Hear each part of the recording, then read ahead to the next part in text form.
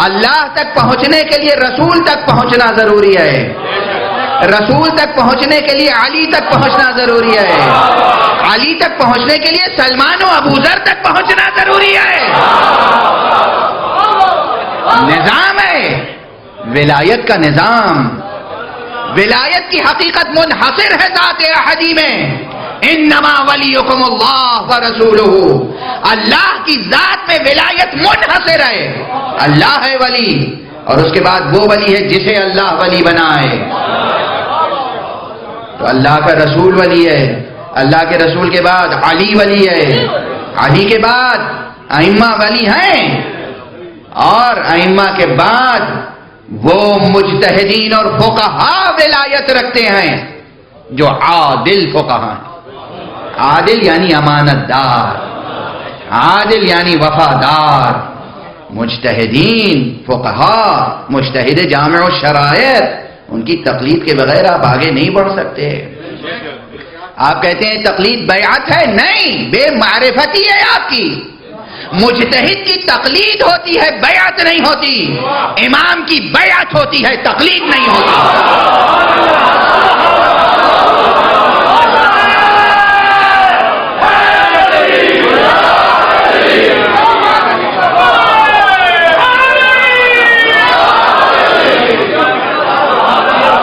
بہت سے پیدا ہو گئے صاحب، ہم تو علماء کو جانتے ہی نہیں، ہم تو براہ راست امام زمانہ کی تقلید کرتے ہیں، اس کی تقلید کرتے ہیں جسے دیکھا نہیں، جسے دیکھ نہیں سکتے۔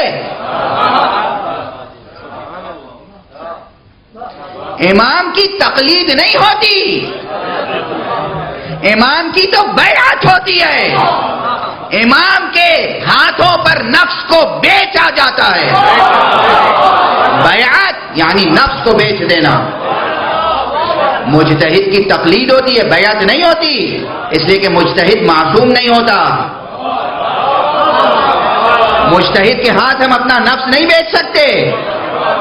مجتہد کی تقلید ہوتی ہے، یعنی مجتہد سے پوچھتے ہیں، اس کے پوچھ کر عمل کرتے ہیں، یعنی مجتہد کی تقلید ہمارے نفس کی تربیت کرتی ہے، ہمارا نفس اس لائق ہو جائے کہ امام کے ہاتھوں بیچا جا سکے۔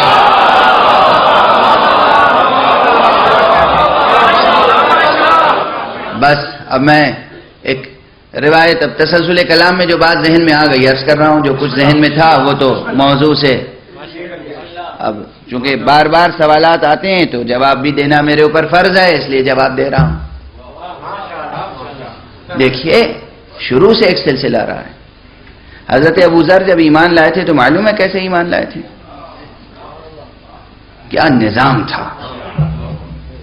حضرت ابو ذر نے سنا، کسی بھی ذریعے سے سنا، کسی بھی وسیلے سے سنا کہ مکے میں ایک نبی نے نبوت کا اعلان کیا ہے۔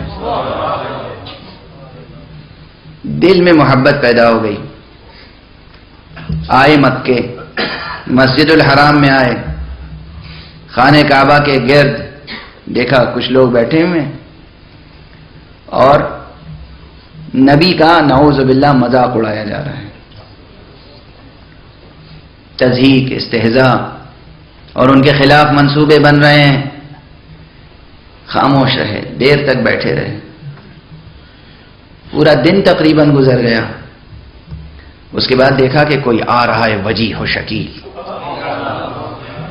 چہرے پہ عجیب رعب ہے، اور ایسا رعب ہے، ایسی ہیبت ہے کہ جیسے ہی وہ شخصیت آئی سب نے آپس میں کہا خاموش ہو جاؤ، اس کا چچا آ گیا۔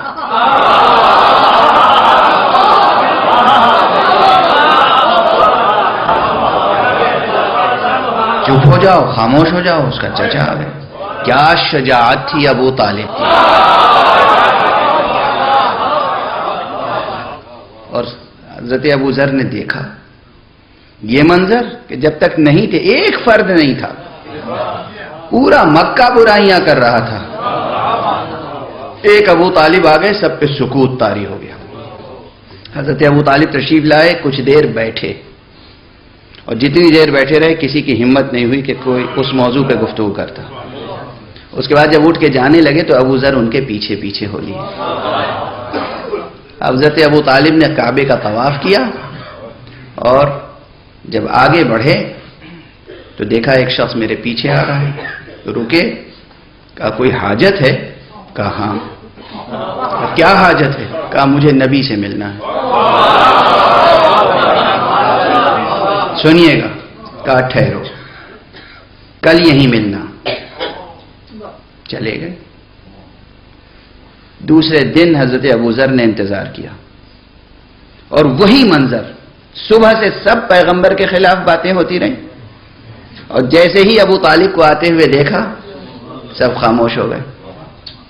حضرت ابو طالب تشریف لائے، بیٹھے، اس کے بعد جب اٹھ کے جانے لگے پھر ابوذر پیچھے پیچھے چلے، پھر اسی انداز سے پوچھا کوئی حاجت ہے؟ کہا ہاں۔ کہا کیا حاجت ہے؟ کہا وہ نبی۔ کہا اچھا آؤ میرے ساتھ۔ اپنے ساتھ لے کے چلے اور جا کے ایک گھر میں چھوڑ دیا۔ حضرت ابوذر کہتے ہیں وہاں حمزہ سے ملاقات ہوئی۔ حضرت حمزہ نے کہا کہ کوئی حاجت ہے؟ کہا ہاں۔ کہا کیا حاجت ہے؟ کہا نبی سے ملنا ہے۔ کہا نبی کا جو پیغام ہے اس پہ ایمان لائے ہو؟ لاؤ گے؟ تصدیق کرو گے؟ کہا بے شک، میں تصدیق کے لیے آیا ہوں۔ کہا اچھا ٹھہرو۔ حضرت حمزہ نے انہیں ایک اور گھر میں لے جا کے پہنچایا۔ انہوں نے پوچھا تم کون ہو؟ کہاں سے آئے ہو؟ کیا حاجت ہے؟ کہا نبی سے ملنا ہے، یہ حضرت جعفر ہیں۔ سیکیورٹی کا نظام دیکھ رہے ہیں؟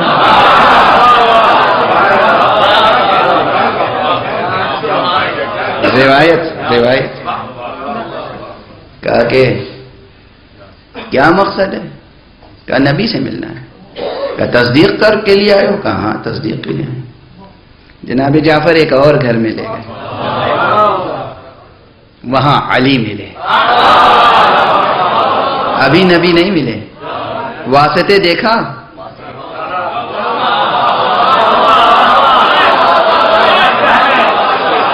واسطے دیکھا، وسیلے دیکھا، ابو طالب، حمزہ، جعفر، علی، پھر مصطفیٰ۔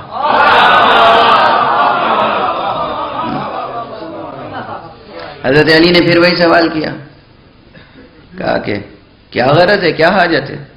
کہا حاجت یہ ہے کہ نبی سے ملنا ہے۔ کہا تصدیق کے لیے آئے ہو؟ کہا جی بالکل تصدیق کے لیے آیا ہوں، میں گواہی دیتا ہوں کہ اللہ ایک ہے، پیغمبر اس کے رسول۔ اس کا پس منظر ہے کہ کس معجزے کے طور پر خبر ملی تھی حضرت ابوذر کو۔ میں تو صرف عرض کر رہا ہوں کہ امام تک یا نبی تک پہنچنے کے لیے براہ راست کوئی وسیلہ نہیں ہوتا، اس کے لیے نفس کی تربیت ضروری ہے، نفس کی تربیت ضروری ہے۔ جناب امیر علیہ السلام نے جب اطمینان حاصل کر لیا تو پیغمبر کی خدمت میں پیش کر دیا، اور پیغمبر نے کہا کہ توحید پیش کی، نبوت پیش کی، معارف دین پیش کیے، اور اس کے بعد کہا چلے جاؤ، وہیں خبر دی، کہا جب تم پلٹ کے جاؤ گے تو تمہارا ایک عزیز مر چکا ہوگا، اس کا انتقال ہو چکا ہوگا، اس کی میراث تمہیں ملے گی، اس کی حفاظت کرنا، تم اپنے قبیلے میں اپنی جگہ رہنا، اور اس کے بعد جب یہ دین ظاہر ہو جائے تب میرے پاس آ جانا۔ بھئی اس ایک روایت کو سمجھ لیجئے تو سمجھ میں آ جائے گی بات کہ سب سے پہلے ایمان لانے والے کون تھے، کتنے تھے۔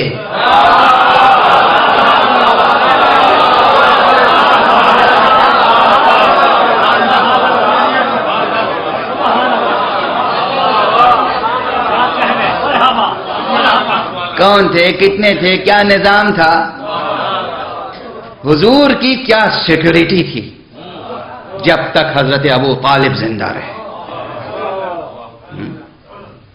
یوں ہی تھوڑی حضرت ابو طالب کے عمل کو خدا نے اپنا عمل قرار دیا ہے۔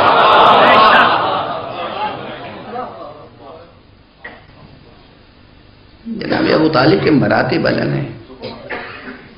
درمیان میں بات آ گئی تو میں عرض کرتا چلا گیا۔ کس لیے عرض کر رہا تھا؟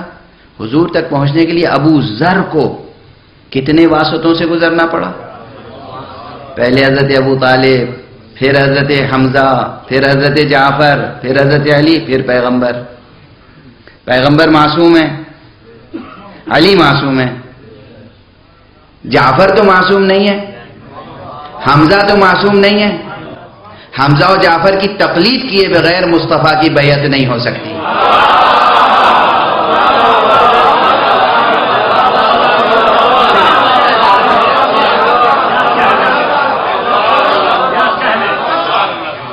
آج اگر امام سے وابستہ ہونا ہے، امام زمانہ سے وابستگی کی پہلی شرط یہ ہے کہ جو نائب عام ہے پہلے اس کی اطاعت کرو. ڈسپلن تو سیکھو، ڈسپلن ہے، ادب ہے، شریعت کے احکام پہ عمل کرنا ہے.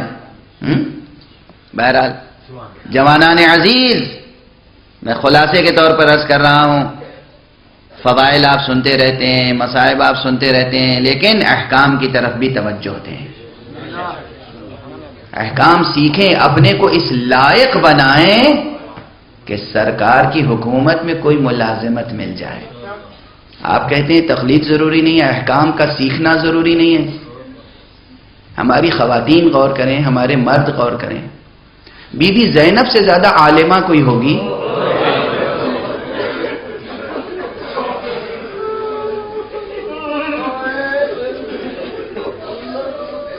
بی بی زینب سے زیادہ عالمہ کوئی ہوگی؟ بی بی زینب کس لمحے میں، کس وقت؟ روز عاشورہ جب خیموں میں شعلے بھڑک رہے ہیں، دشمنوں نے خیموں میں آگ لگا دی، شعلے بھڑک رہے ہیں. ایک خیمے سے بیویاں دوسرے خیمے میں جاتی ہیں، دوسرے خیمے سے تیسرے خیمے میں جاتی ہیں، تیسرے خیمے سے چوتھے خیمے میں جاتی ہیں، یہاں تک کہ سب بیویاں اس خیمے میں اکٹھا ہو گئیں جہاں سید سجاد تھے. اور اس کے بعد بی بی نے پوچھا، اے بیٹا سید سجاد تم امام وقت ہو، یہ بتاؤ کہ ہم جلتے ہوئے شعلوں میں، جلتے ہوئے خیموں میں، بھڑکتے ہوئے شعلوں میں جل کے راکھ ہو جائیں، مر جائیں، یا بے ردا خیموں سے باہر نکل جائیں؟ مسئلہ دریافت کرنا، درس دینا ہے، درس دینا ہے. برحمتك يا أرحم الراحمين وصلى الله على محمد وآله الطاهرين.